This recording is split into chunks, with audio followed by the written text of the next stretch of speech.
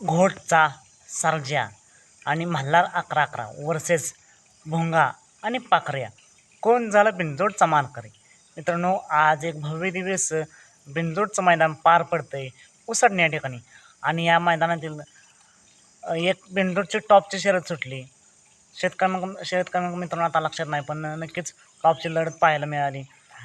एकीकडे होता घोटचा सर्जा, डाव्या साईडने होता घोटचा सर्जा आणि त्याला साथ दिली मल्हार 11-11ने, आणि उजव्या साईडने होता भोंगा आणि त्याला साथ दिली पाखऱ्याने. नेमकं काय घडलं? कोण कोण ठरलं बिनजोडचा मानकरी? निकाल आणि निकाल बिनजोडचा निकाल.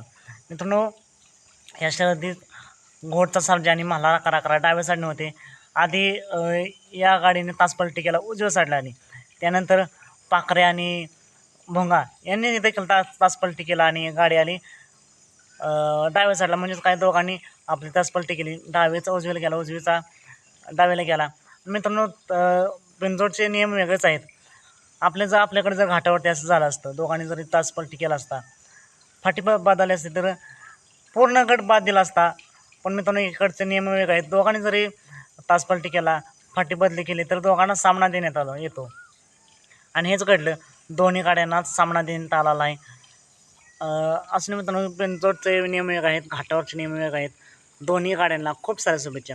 असेच वेगवान निकाल पाहण्यासाठी आताच आपल्या निकालाचा बादशाह या यूट्यूब चॅनेलला, आपल्या लाडक्या यूट्यूब चॅनेलला सबस्क्राईब करून ठेवा, लाईक करा आणि शेअर करा.